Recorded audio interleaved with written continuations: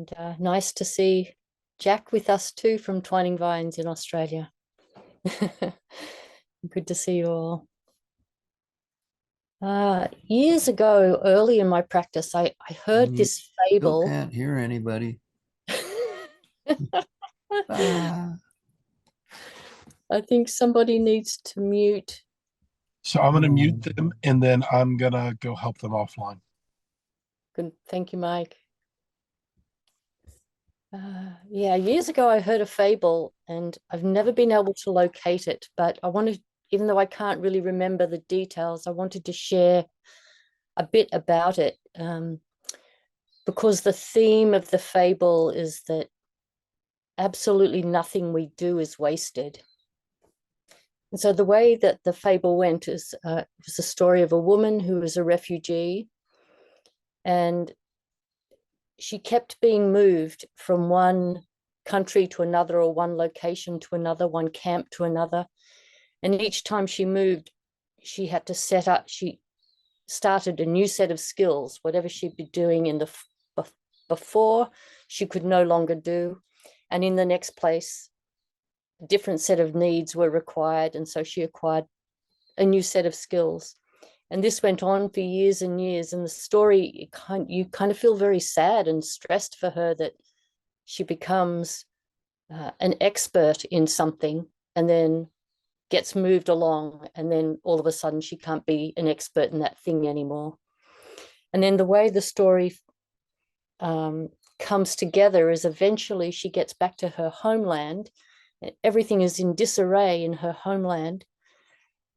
And all these different skills that she'd learnt over the years but had to drop all came into play at once.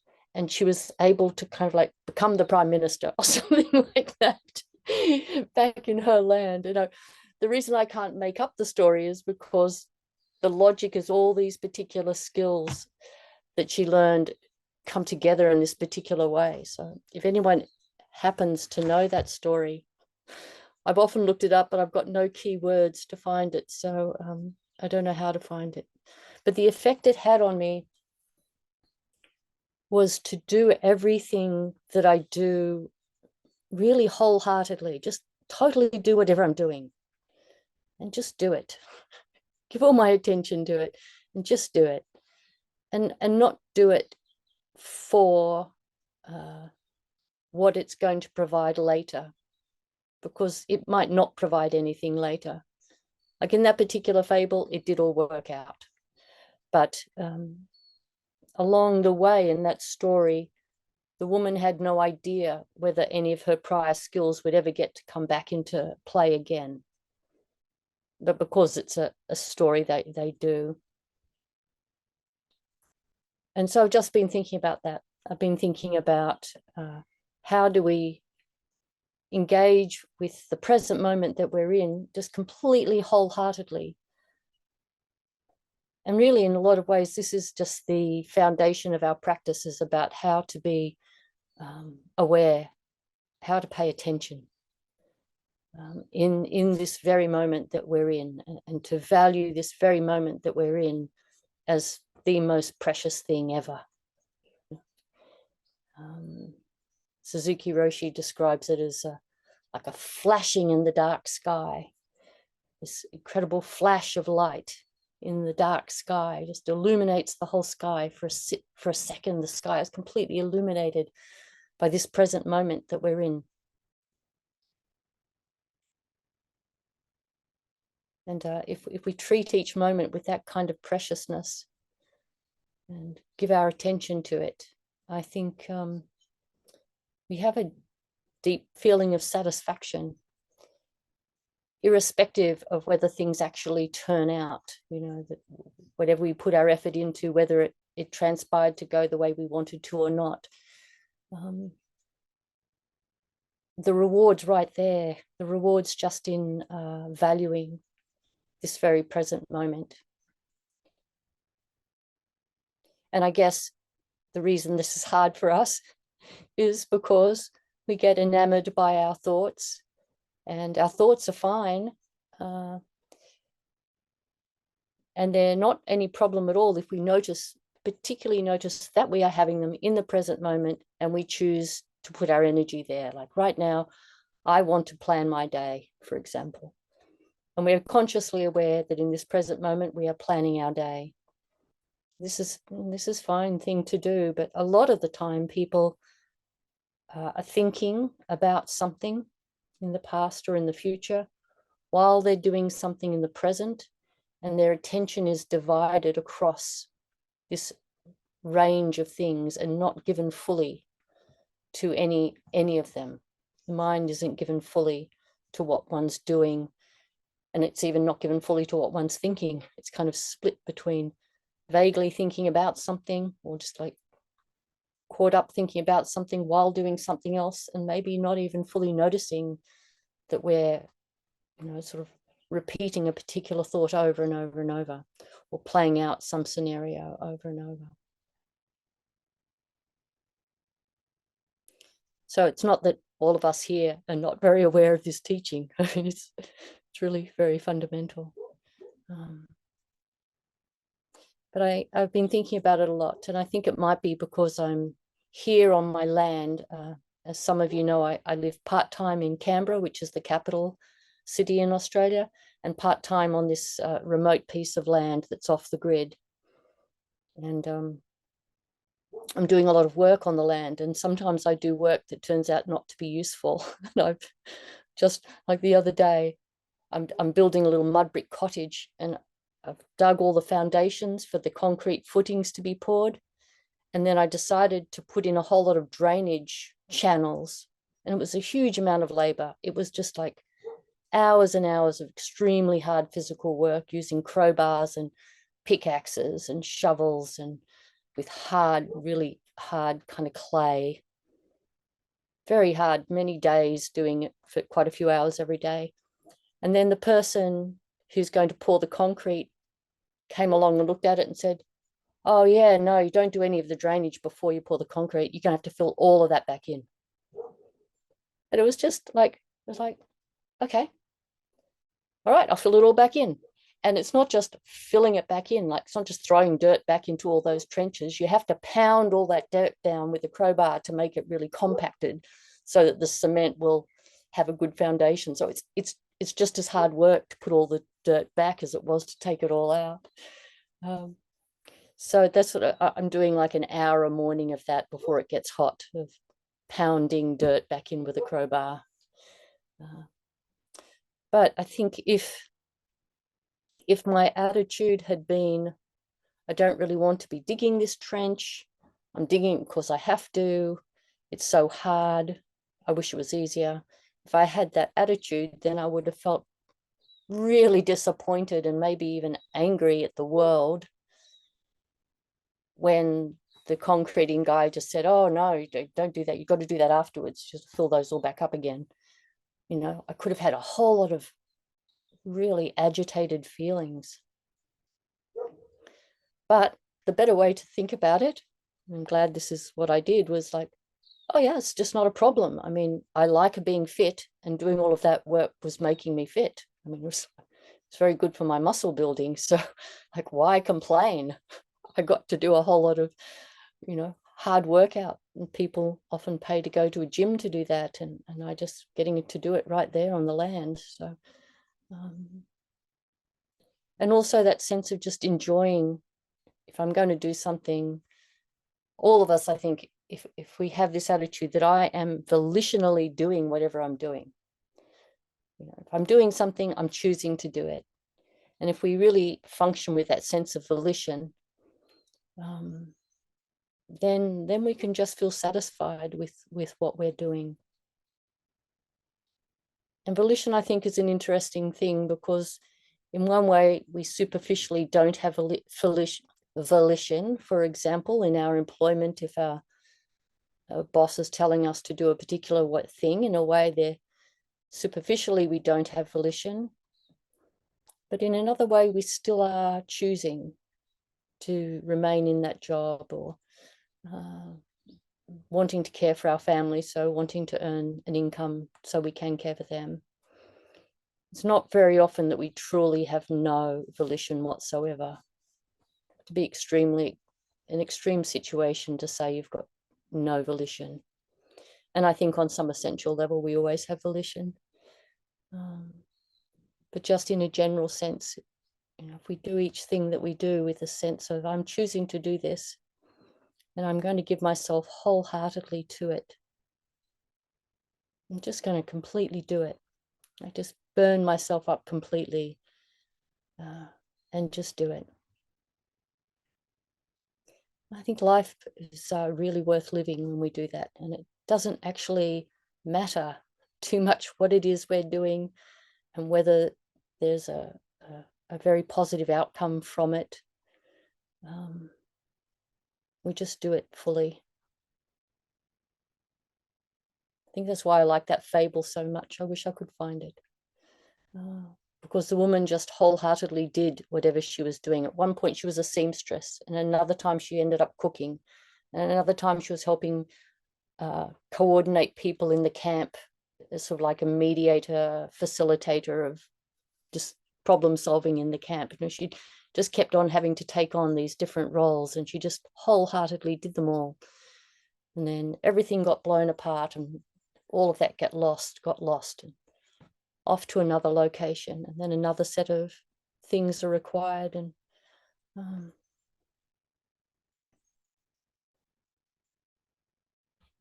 she had no disappointment.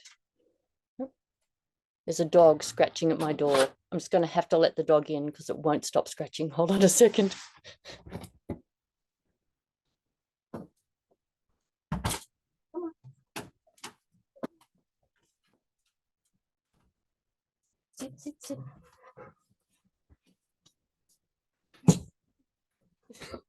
Sit.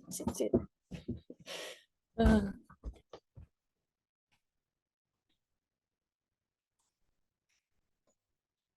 wrote a few notes, so let me just see what I've got written down here.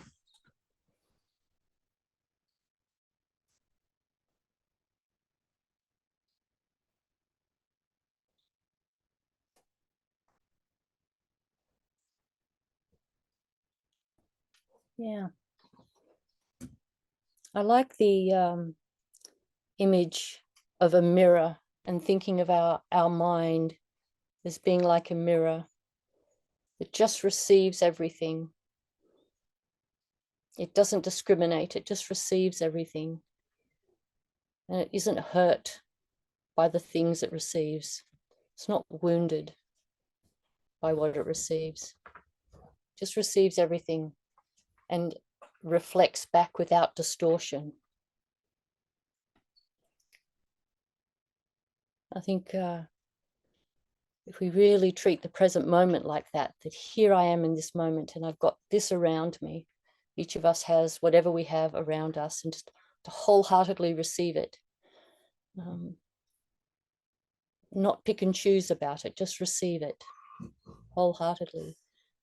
And then if we do that first, if we be like a mirror where we receive everything and not be broken by it, not be bruised by it, just receive it. If we do that, then we can apply our vow and our precepts on how to proceed next, like what to do next. But in the first instance, I think it's skillful to be like a mirror that just receives it all. Just receives it all. Another example just from the land here. Yesterday, I arrived from Canberra, and we have a lot of very tall grasses, and these are all sort of introduced species that have become kind of problematic for the native plants, and big blackberry bushes, and they just get huge. And I've been, every day that I'm down here, I try to put in an hour or two of using a brush cutter, which I think in the States is called a weed whacker. And it's quite physically demanding, sort of slashing back and forth. So I try to do a few hours of that if I can, most days, to kind of get some of these blackberries and tall reeds under control, because we'll plant an orchard and let some of the natives come back as well. So I've been doing that. And then when I got here, a man had arrived with a huge machine. This sometimes happens in our valley when someone arrives with a huge machine to do work for roadworks or something, they often contact the locals and say, does anyone want some work done, seeing we've got this machine up here? And so they'd come into our property, and my son had said, yes, you could do some slashing. That would be fantastic. So when I got here, he'd been slashing for 2 hours of work at $130 an hour. He just did this huge amount of slashing that would have taken me, I don't know, a month or something to do. And I could have looked at the sort of meager amount that I'd done in comparison and thought like, oh God, it would have been so much better if I hadn't wasted all that time last week doing all of that myself. Because now this man's come, and the area that took me maybe 8 hours, he took maybe 5 minutes to do. You know, it would be easy to have a reaction like that. I think a lot of us do that a lot of the time. But if we wholeheartedly do whatever we're doing, then there's just no regrets. There's just no regrets whatsoever. We're just doing what we're doing, and we're choosing to do it, and we're giving all our attention to it. And then what comes next is just what comes next. And there's no need for us to be rewarded by a result. I think that's the point I'm trying to get to. We don't need to be rewarded later for what we're doing now. We're doing something now. This is all there is to it. And if there's a reward later, that's a bonus. But that's all it is. It's a bonus. You know, if I plant seeds in the garden and they sprout, the sprout is a bonus. The planting is just what I'm doing. I'm just planting, putting it in the soil, covering it up, adding some fertilizer, organic, of course, watering it, mulching. End of story. That's all I'm doing. And then if a week later, little carrots start popping up, there you go. It's a bonus. That's nice. But if the sun scorched the seed and it didn't come up, then that's okay too. Yeah. I think it's this thing too about enjoying doing what we're doing, just really enjoying it and appreciating that we have the capacity to do things. Most of us have got a fair amount of freedom, and we can do all sorts of things. We can go shopping and cook food and choose what clothes to wear and who to talk to, where to be. To really appreciate that.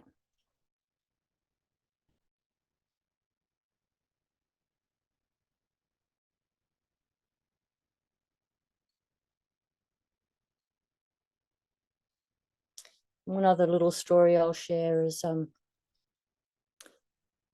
long time ago, 30 years ago, 35 years ago, my partner and I built a house with our own hands and with the assistance of the whole universe, but we didn't employ builders, so we built it ourselves in that sense and lived in it for a long time. Built a farm, a permaculture farm, and then I went to America for just under 20 years, and we had people just sort of squatting, but we were happy for them to be squatting, to be staying here and caring for the property. So like caretakers, but it was just all informal. It just kind of happened. But all of it, everything got destroyed in the fires 4 years ago.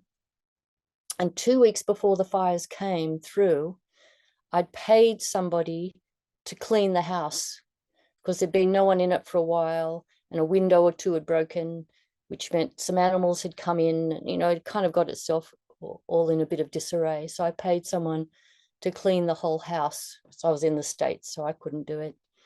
And then the fires came and just burnt it completely. So nothing was left. It was just the roofing iron and the slow combustion stove, just the things made of metal were just left, but everything else completely and utterly burnt to ash. And I remember feeling really glad that I'd paid someone to clean the house before it got burnt down. It just felt like a lovely thing, that a little bit of caring energy had gone into the house before it got burned. Rather than the other thought of that was a waste. You know, you could think that was a waste. And I contacted the woman who did it and just said, I just want you to know I'm so glad that you did it. Now, she really appreciated that, because she kind of felt like, oh, like it helped reframe it for her as well, that it hadn't been a waste of her energy either, that it had been a really wonderful thing that the house got given this respect and care before it passed away. Yeah. So there are some things that I could read, but how are we doing for time? Kind of be interested to have some conversation on this theme if people are up for it. This idea of nothing that we do is wasted when we give ourselves wholeheartedly to it. Would anyone like to say something? Yes, I would. Yeah. I'll try. Hi. Not really sure how Yeah. my thoughts are together too well here, but I think that was interesting what you're saying about doing you know, just no matter what, just do it with, put everything into it, I think is what you're saying. And for some reason I'm thinking, what about how does morality and all fit into this? You said do whatever it is, no matter what it is, just do it with, put your heart into it, do it everything you've got. And Yeah. so I don't know. It's just sort of what about that? Any thoughts? Yes. Yeah, yes. Yeah, I guess we don't want to just randomly do any old thing. Right. Because that would cause harm. But I do what I've noticed is if I'm being very present minded and really attending to the present moment, I'm less likely to have harmful thoughts in the first place. I think the reason people have harmful thoughts that then translate into harmful action is because they're listening to ideas in their mind that they've acquired, and we all do it to some extent, and some more so than others, that we've acquired a mistaken view about ourselves or about others, and we're listening to that when we act in a way that causes harm. And one thing I found very helpful as a way, like a compass for myself, is if ever my thoughts start to feel a little constricted, a little mean-spirited in some way, or frustrated in some way, something like that, or maybe even arrogant in some way, when a thought like that starts to happen, I think of that as like, oh, my compass has gone off, my vow. It's gone off my sense of ethics. Somehow it's gone off a little bit. So whenever my thoughts are uncomfortable, I take full responsibility for that it's me. There's something about my thinking right now that's not right, that's not wholesome. And I try and pause and try and think, okay, I'm trying to make something happen that's not going to happen. That's why I'm frustrated. For example, I want someone to do something and they're not doing it, and so I'm frustrated. That's pretty common.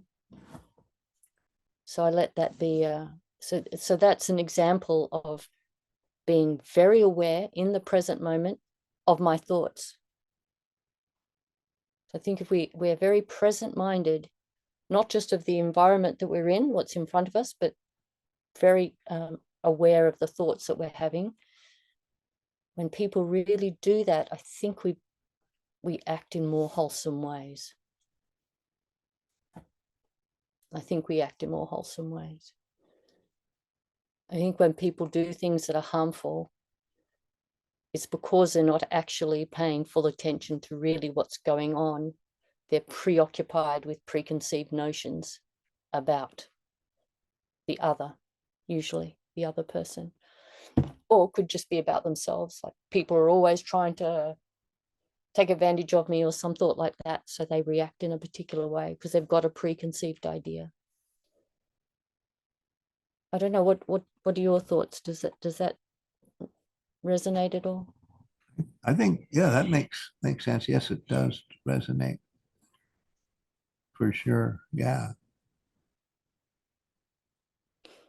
Yeah, in a lot of ways, I mean, if we just could pay full attention all the time, we'd probably just be fully awakened, because all the other things, all the teachings would just become apparent to us, like that we're all interconnected, that I don't exist as a separate self, that everything is in a constant state of flux.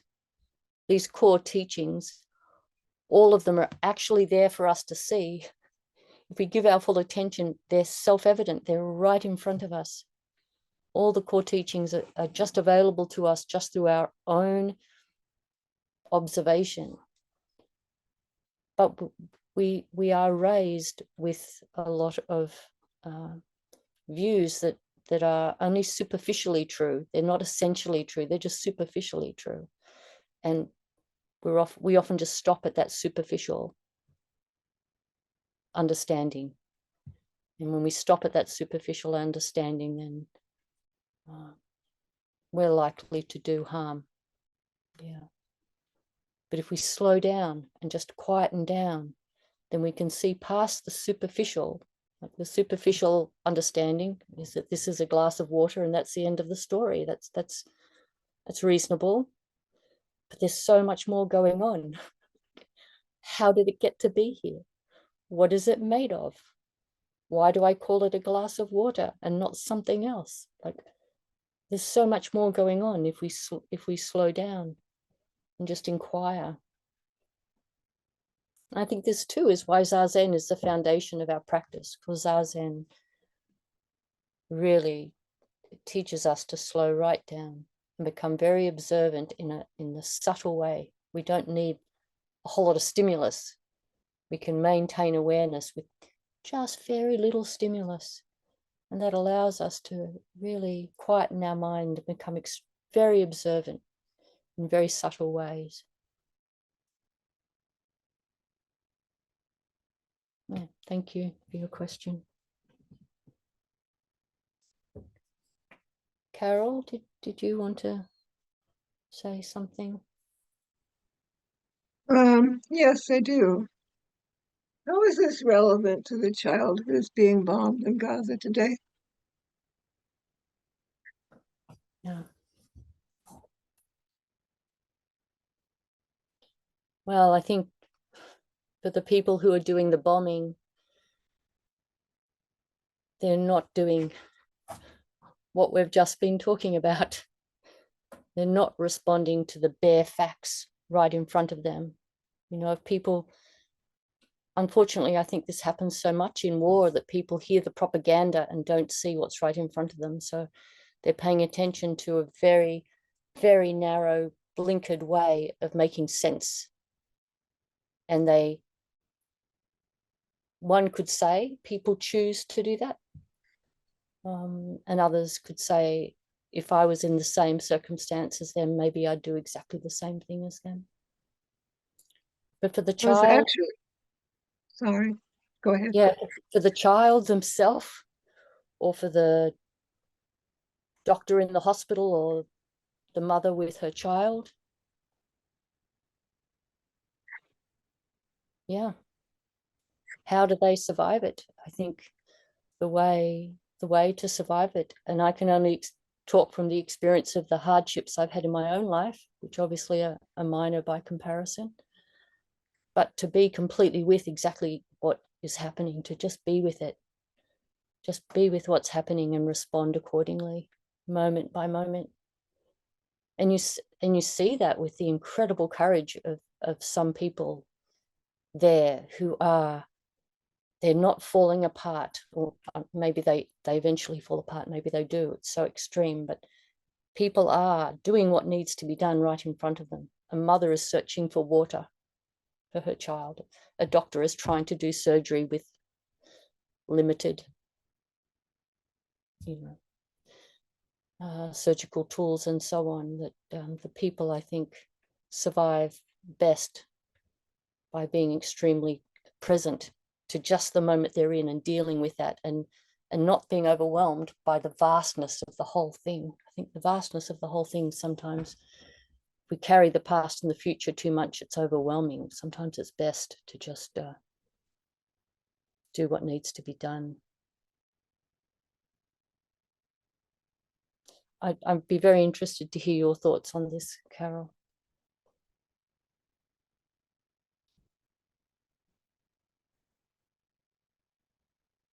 Trying to unmute. Well, I appreciate what you just said. It was very grounding for me to hear those words from you. Thank you. Um, uh,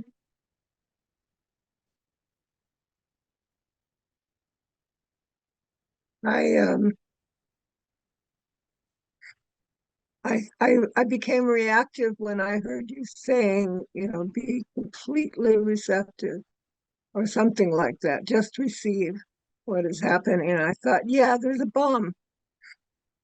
Just blew up my kid. Yeah. And I thought this Zen speak is pretty useless to these people. And I felt angry to hear you talking that way in this moment in history. Yeah. So there is that. And there is the infinite regress of all of this generational trauma and dukkha going back to beginningless time, all the ancient twisted karma, and somehow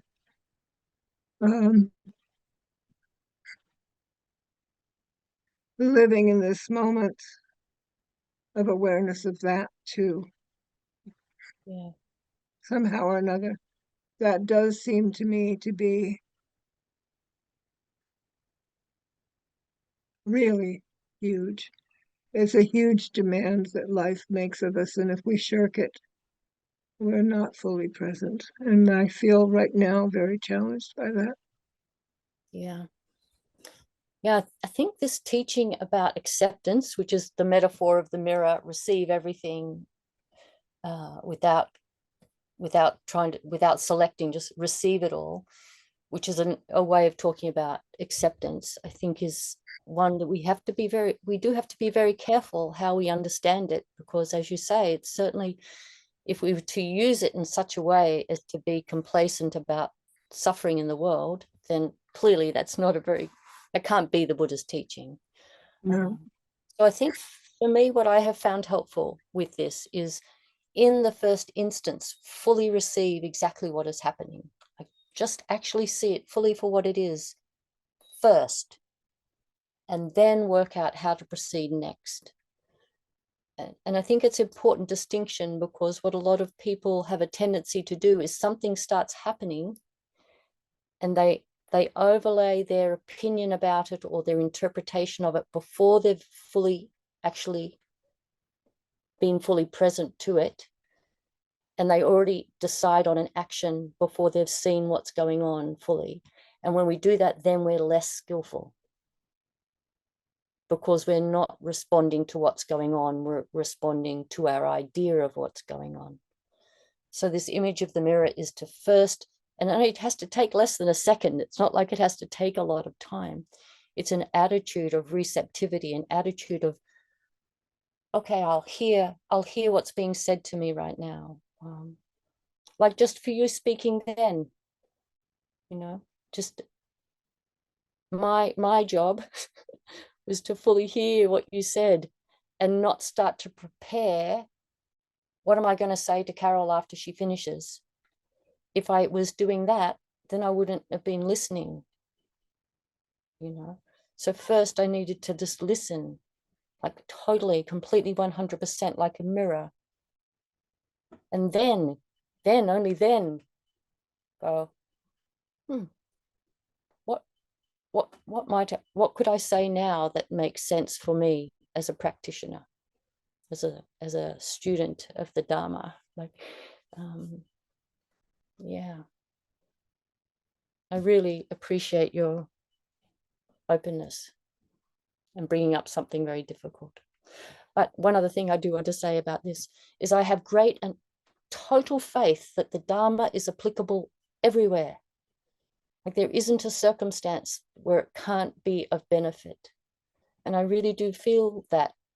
I have had some rather awful things happen in my life, and Dharma, the teachings haven't failed me. They haven't failed me. And it kind of feels like it has to be that way, because it's sort of a universal teaching. So there can't be a situation where it doesn't apply, because somehow that would feel it's a conditioned teaching. Just like the teaching of Buddha nature pervades the whole universe, it doesn't pervade 95%. And it's not like only 98% of people have Buddha nature. It's like it's everywhere, but it's not. People often don't see it in themselves and in others. So it's just our delusions that get in the way. But the Dharma, the essential truths are applicable under every circumstance. Yeah. Yeah.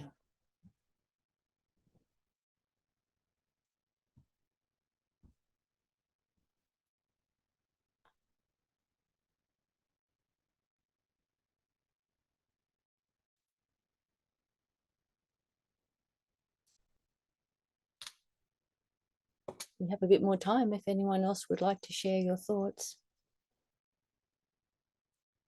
Hey, Nitty. Hey, Jay. Yeah. So, I mean, for me personally, in my journey, that mention of the pause, basically coming after some period of practice and understanding the settling, to pick up that delusion popping up in your mind. I mean, just to see that, right? And then taking that pause, just like you did with Carol right there. She said something, you received it, and then there was some quiet.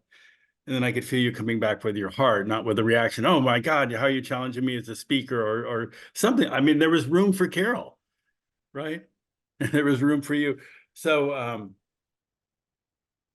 yeah, that just ability to pick up what your ideas are, how you were saying that, what I'm making it up, and all that piece, and running with that, which is kind of this poison, as opposed to paying attention to the buildings on fire, or it's raining, whatever it may be, to be really here, really be present, right? And how that pays off, actually, like you say, it's the remedy, whatever the situation is, right? You open your heart and then you move forward and do what needs to be done. And to me, the deeper piece is just this practice facilitates that realization, right? Yeah. Yeah, if we think about what do people like? They like other people to pay attention to them. That's what we like. Why not give it to yourself? Right. What was that? You give it to yourself, pay attention to yourself. I mean, that's kind of what you're saying in that pause, right? Yeah, but also just on a simple level, if someone speaks and we give our attention to them when they speak, like we're fully giving our attention, we're not sort of giving our attention to them, they really like it. And I really like it when I say something and someone listens to me, not that I'm trying to convince them of anything or anything like that, just that they're actually giving this kind of incredible gift of just being with me in the present moment, just being with me in this present moment. I think all of us like that. We see that with children, of course, like, look at me, look at me. Children love it. They love it, but adults love it too. And I think maybe that's like an indication, this idea that if we are functioning in a truly happy way, I mean that in a sort of a deep kind of happy way, not just a superficial happy way. If we have that feeling of happiness and we're conveying that feeling or bringing out that feeling in others, then we're probably being really skillful, because that is being in accord with reality.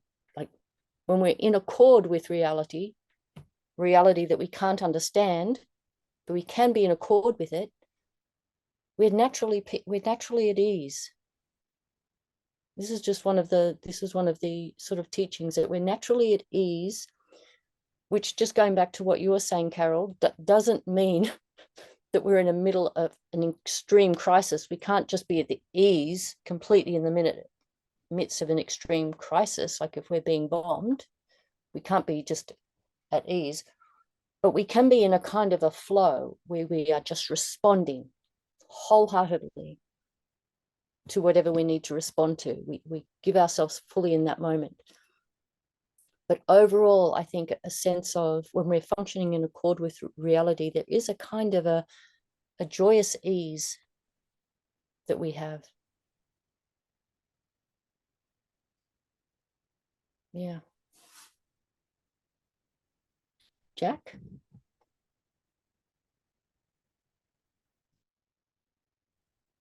Hi, Nettie. Hi, everyone. Yeah, well, it's kind of like with these situations where we are constantly hearing about what's happening to people, we're kind of can be experiencing like a sort of secondary trauma in a way. We sort of are. It's like we're all traumatized at the moment about war and all these sorts of things. It's really difficult. Sometimes it's difficult to see, how does the teaching apply? Yeah. And when that thought comes up for you, Jack, do you have doubt that the teaching doesn't apply? Well,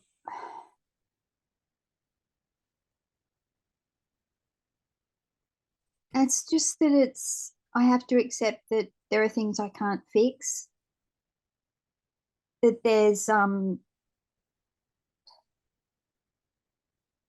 sickness, old age, death is part of life, and I can't change war in Gaza. Like I can't pretend that I can change it, what can I do, I mean, really directly or powerfully, not very much. All I can do is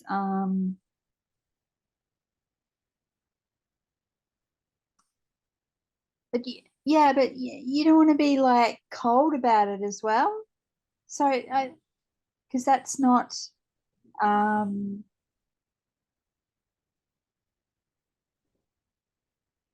it's like feeling compassion about it. Yeah, I don't know. I can't really explain. I get stuck on this a lot, actually.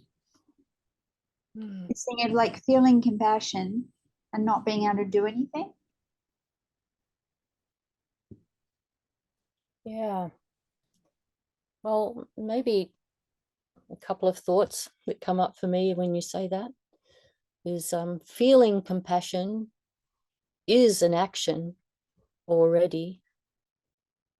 Just that you feel that, and that you remain open-hearted with all the pain and all the injustice, is an action. I mean, it's not nothing. It's already something, because it's creating the conditions of how you're going to be in the next moment, and how you're going to be with the next person that you talk to, how you'll be with your sons, or how you'll be with neighbors, or so it's already something to feel compassion, because, as we know, people often don't feel compassion. They just say, got to get rid of them. People do that. So having compassion is incredibly valuable. Right there, it's creating conditions for how you're going to be in your next moment and ongoing. So so that's one thought. And the other thought too is, if we think of everything as profoundly interconnected and interdependent, then even if I'm not taking any direct action in relation to Gaza, for example, I am taking action in relation to other things. And as there is no actual boundary between everything, the boundary is an appearance, the functional appearance, but in essence, there isn't actually a boundary. Well, then I am being beneficial. It's just not going to be by the time the ripple reaches all the way to Gaza, it won't be felt by anyone, probably. But with all of us doing whatever it is that we do, in whichever way we're being beneficial in the world, it is all rippling, because there's no boundary. So we can have faith in that. I think it's important that we do, because otherwise we can then feel overwhelmed. And then if we are overwhelmed and we do start to be traumatized, then we're not being able to be as beneficial, because we're having to deal with the internal, upset in our body. Yeah. So we are benefiting others by acting in a way and understanding our own thoughts and our own actions in a way that doesn't lead us to feel disempowered and useless, or the various things that people think. Yeah. And I suppose,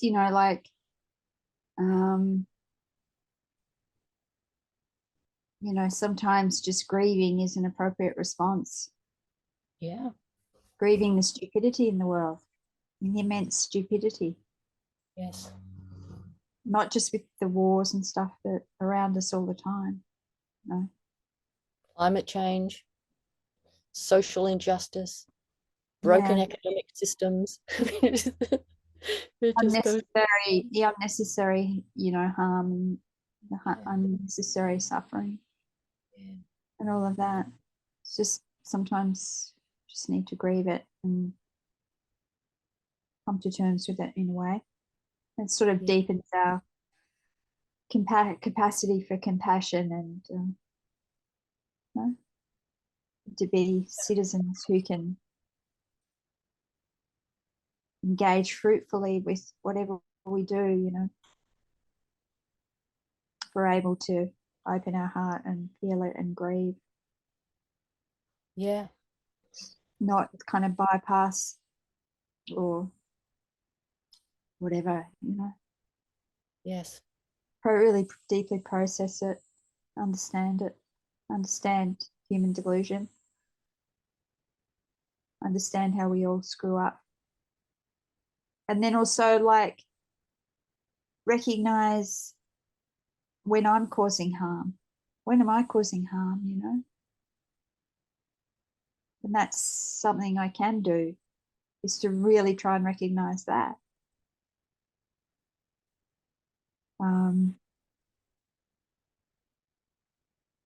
Not just pretend that there's baddies out there doing it all. And I've never, I've never erred or anything, which is ridiculous. Yeah. But it is tricky because, people want to know, like when I go to the prison and talk to people, just like to them, a lot of what you say just sounds like such, horseshit from a privileged person, and they'll say that. They'll just say, what planet are you from? It's not the same one as me.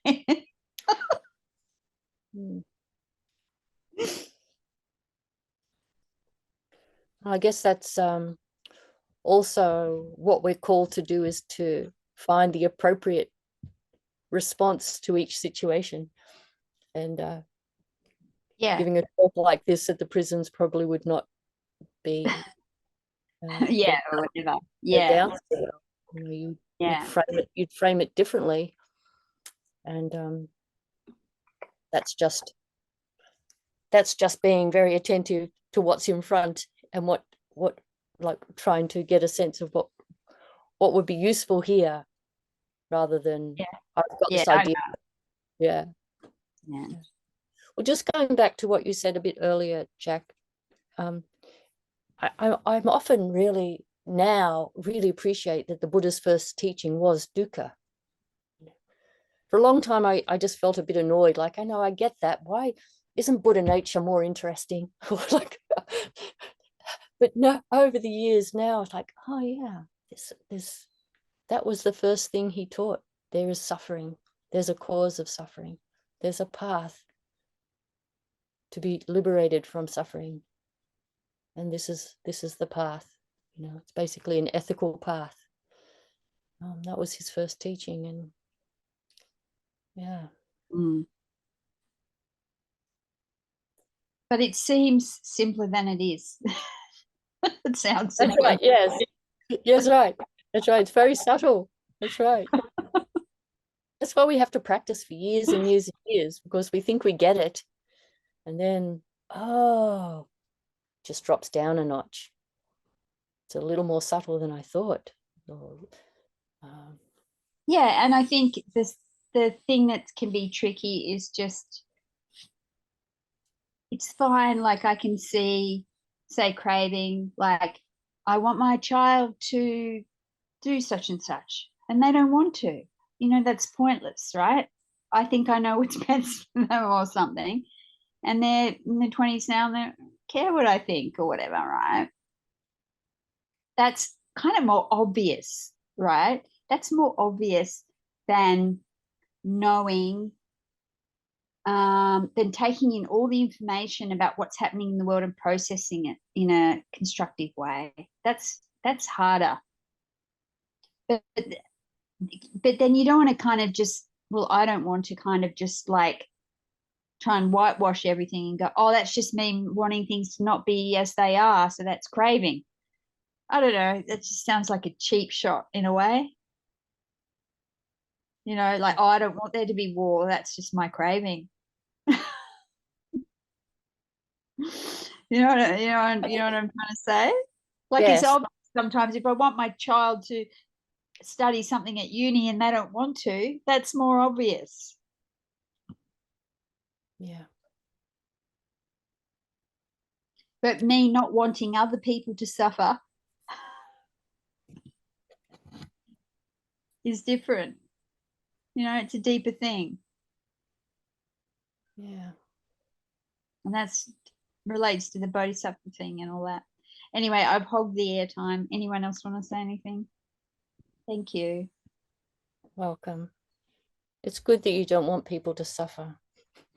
We just have to do it in a way that we don't make ourselves suffer too much, so that we get immobilized, because that's not useful. Yeah. Well, just circling back to everything's been said, is if you truly observe your own compassion and you feel how it feeds you, and it will grow, right? And you let go of the idea that I have control, but you do what needs to be done. And like you say, or like you mentioned earlier, when it truly needs to be done, there's a completeness in that as well. And it's not about me, and it's not about a thought or whatever, you know, and that we can develop more capacity for compassion and for action in a true-hearted way, no matter what's going on around us, because it's in our heart, right? It's in our truth, you know. So yeah. I know we're at the end of time, but I just want to say one last thing in relation to, you know, knowing about wars and so on.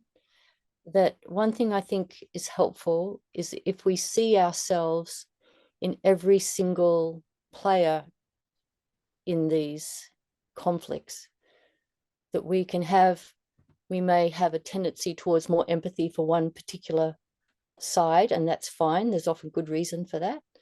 But to not fail to see ourselves in the perpetrators and in all the bystanders and all the minor contributors, to really sort of on a very subtle and deep level, but very genuinely see, if I had all of the conditions that they have had, I would act in the same way. It's an important teaching. And if you haven't come across that teaching, it's really one to look at very closely, because what it does when we look at that very closely, it helps us realize that it's an arrogance to think that somehow we are more ethical and we are more moral, and that if we had exactly the same life as them, we'd somehow rise up better than that person. But if we really had all the conditions of that person's life, we may very well act in the same way. And I think if we can think that way, so in other words, we keep ourselves open-hearted to everyone, which doesn't mean we don't say, I think what they're doing is wrong and harmful. It doesn't stop us having a view, but we just do it with no malice towards any individual player. I just think this idea of to have no malice towards anyone makes it more possible to hold the suffering in the world. But it's not an easy practice. It's a very challenging practice. It's a very challenging practice, but I would encourage you to consider it. It relieves us of a lot of suffering when we have no malice towards anyone, even when they're super harmful.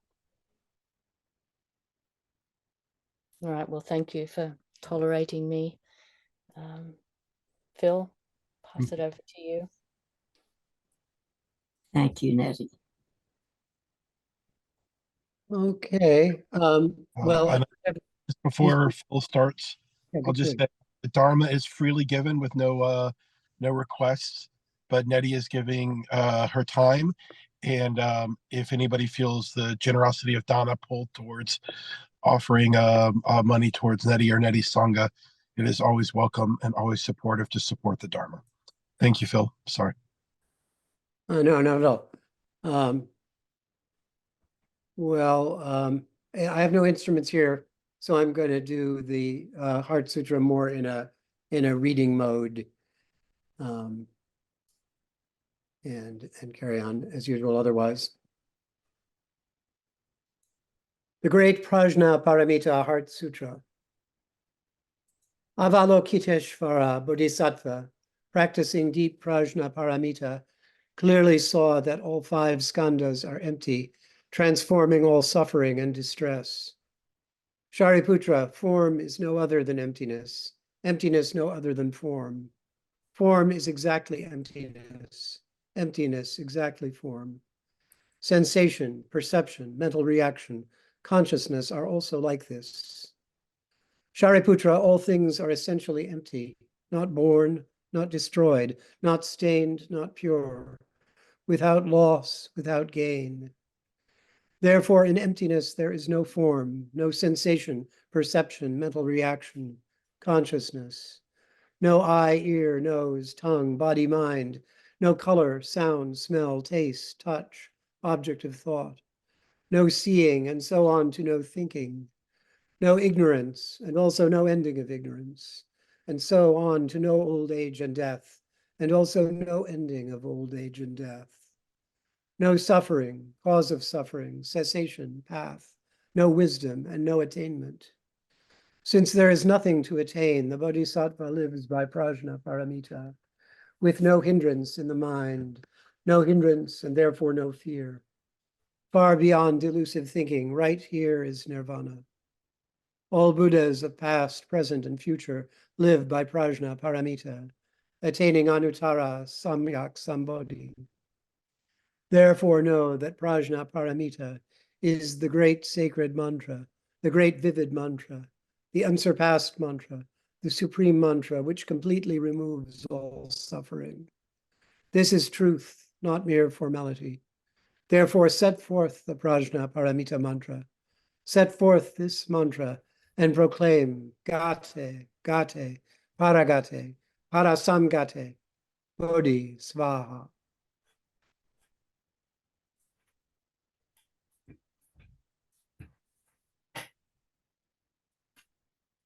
Buddha nature pervades the whole universe, existing right here now. Whenever we send forth these invocations, they are perceived and subtly answered. We give thanks to Shakyamuni Buddha, Dai Sho, to all our ancestors, and to the unknown, unnamed women. May we wake up to our true nature, together with redwoods and salmon, and the many beings of the world.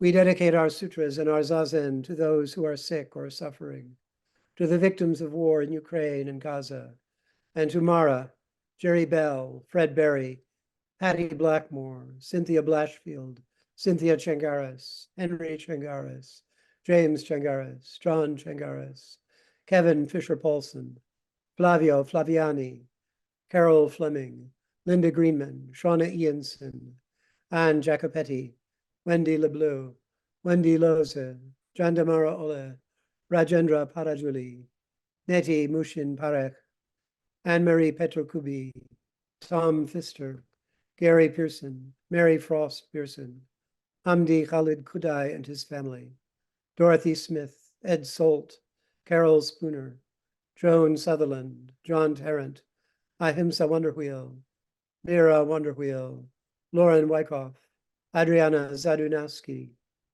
May you be whole. And we dedicate the merits to those who have recently died. Kyoki Roberts Roshi, Martha Hutton, Susan McCarthy, Suraj Parajuli. May you rest in deepest samadhi.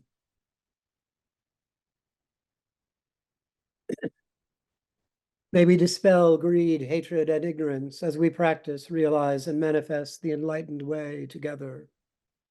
All Buddhas throughout space and time, all Bodhisattvas, Mahasattvas, the great Prajna Paramita. The four great vows. The many beings are numberless. I vow to free them. Greed, hatred, and ignorance rise endlessly. I vow to abandon them. Dharma gates are countless. I vow to wake to them. The Buddha way is unsurpassed. I vow to embody it fully. The many beings are numberless. I vow to free them.